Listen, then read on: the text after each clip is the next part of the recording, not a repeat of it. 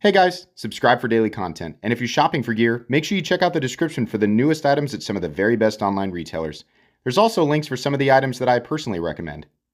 Thanks! What's going on YouTube? Metal Complex here, and today I've got a short little knife review slash knife overview to share with you guys. This is the Miguron Velona, and I'm gonna call it the Velona 2.0. It's not officially called that.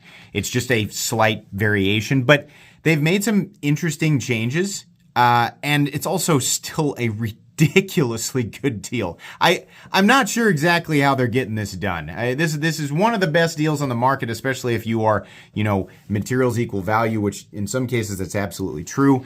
But they've got the really great execution and fit and finish on this guy. It's got all that going for it. So I wanted to make a video. I'm going to make sure that this is linked down below. They're still making the original variant of it as well, which I'm going to show here just in a second.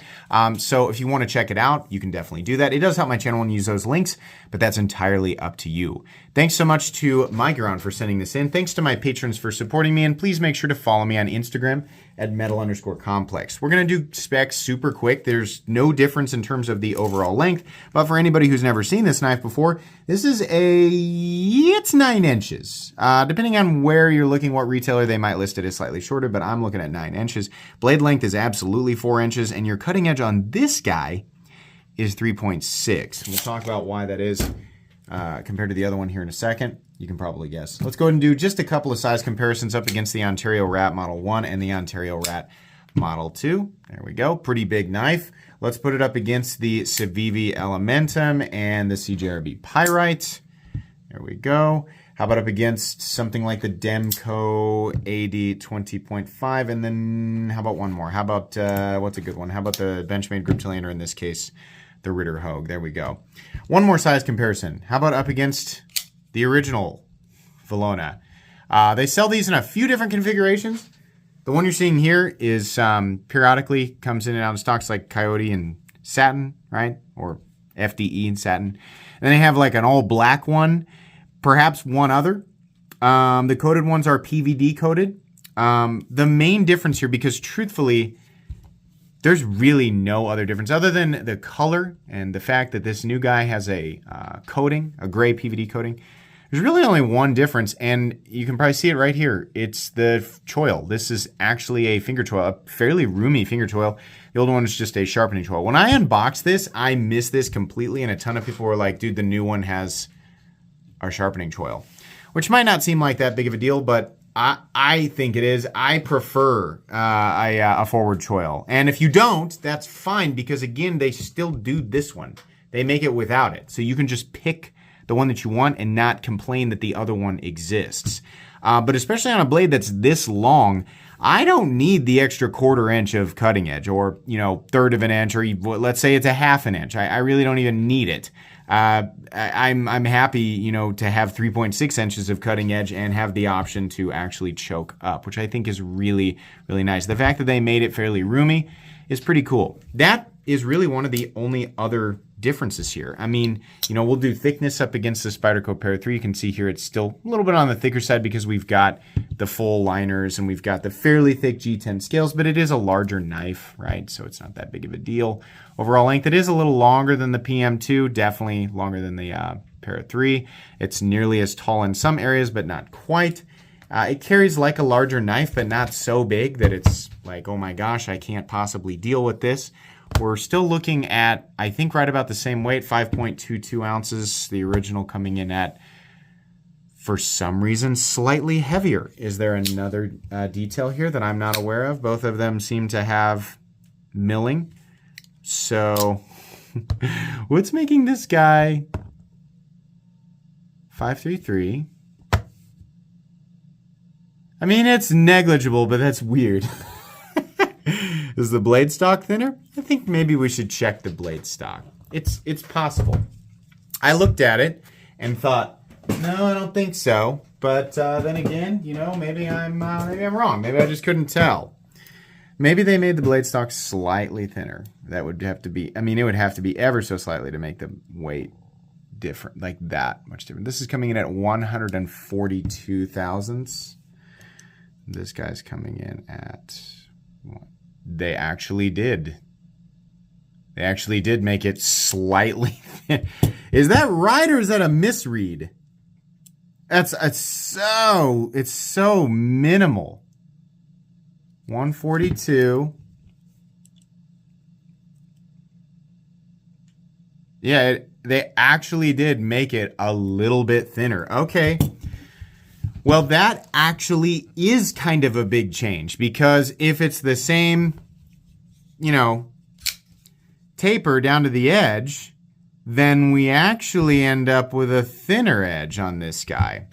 I can't say, this guy's been in the pocket for a couple of days now, and I'll be honest with you, I can't say that I was like, oh my gosh, it feels so much different cutting things. I was like, yeah, it's the Velona. See if I can tell back to back. I'm going to be honest with you, not really. I can't really tell. But this is a little thinner, which I suppose makes a difference to people who plan on carrying and using this thing for a long period of time and then resharpening it or reprofiling the edge, because even a tiny difference like that there can be a dramatic difference in the how easy it is to reprofile or sharpen back up, right? It just depends on what you're doing with it, what your goal is. But that's interesting. Is the blade height any different? I want to make sure that we have the same blade height. These are not measurements that I normally do. Okay. It's not as tall. That's interesting. This is under 1 1/4. No, it's the same. It's the same. I'm just being stupid. I was like, oh my goodness, look at this. Look at this now. We've discovered some minute detail has been overlooked. Yes, my studies are incomplete. No, they're the same. Okay. I wonder if it's just the fact that we have a satin finished blade that's making it look. I'm just making sure that everything is actually the same. Yeah. The blade geometry is not different. It's just, outside of the fact that this one appears to be slightly thinner for some reason. Okay, so changes include, this is the first time they've done a gray PVD. The fact that the blade is apparently slightly thinner on the spine, and it's got a forward choil, that's enough to be a little bit different. I don't know why they didn't call this the Miguron Velona 2.0. It's not that much different, but it's enough different. I've seen less change between between evolutions on plenty of other models, right? Outside of that, the ergonomics are still about the same. Edges are still nicely knocked down. You will notice these liners a little bit. They're kind of heavily shadow boxed, especially in here. There's a lot of lip right there, but not too bad. The nice thing is that the pocket clip is still a milled piece of titanium. That's right. This is a titanium pocket clip, which is a big deal if you go and look up that price tag, because we really don't see, outside of a couple of companies, there's not a lot of companies giving you a titanium pocket clip for a total price here. There are companies that will sell you a titanium clip for $20 by itself, right? So, the price on this is still excellent. Ergonomic line still about the same. The choke up, I think, is really nice. If you don't want to make use of that, you can come back here, but you are a ways from the cutting edge, so just keep that in mind. We're still looking at 14C28N, which is arguably the best composition. When I say best, I mean it's the most well balanced, one of the most preferable, budget steels for people who are going to go out and beat up their knives in a number of different environments. It's nice to have kind of an equal distribution on the multi-directional teeter-totter that is knife steel composition, right? Good stainless qualities, good toughness qualities, very easy to touch up and resharpen, and it holds a decent edge, right? And they're heat treating it pretty well too. They're not going crazy with it, but for what you're paying for it, I think it's just fine. Edge geometry is good. Apparently, it would have to be slightly thinner on this guy. I can't really tell the difference. It might be that you're going to notice it when you're cutting denser materials. So cutting something like paper here, it makes sense that I wouldn't be able to tell the difference on paper. But if you're cutting through thick cardboard, you might notice a little bit of difference. They still have the fuller in there, which means you can still do the fancy reverse flick. The detent feels completely and totally just exactly the same. Access to the lock bar is still the same. They still have the crown spine, which is really cool. I kind of wish they would have offered some jimping out here. Still feel like that's an area that they could improve on. I don't think it needs to be. I also wish that they had brought this liner back a bit or just like widened out the G10 scale. I don't know why they want this much of the liner material showing on both sides. It just seems too much. Back here, this area, right, where the liner is shadow boxing the scales, it looks pretty good. But out here, it's just like a little bit too much. Outside of that, everything is really exactly the same. There's really not that big of a difference. We still have, clip mounting positions for lefty or righty carry, right? So that's great. We still have Miguron's typical fit and finish and overall presentation, which is really good. I think this is my favorite aesthetic version of this knife because of the sort of battleship gray G10 scales, which are still peel-plied textured, by the way, and the gray PVD, which looks really good. I really wish that we'd see more of this in general. Gray PVD looks nice. It's just like, you can get it in satin or you can get it in black PVD. Great. PVD definitely has other colors. Like, it would be cool to see the different, or even the Cerakote stuff. But yeah, this looks really, really good. These are still about $52, which is pretty awesome. Titanium pocket clip, really great materials, especially like the PVD coating. I mean, that's nice. 14C28N. These are all elements that we don't normally see like by themselves in this territory for pricing, but all three combined, that's awesome. The fit and finish is there. It's a nice big knife, which is also something we don't normally see at this price.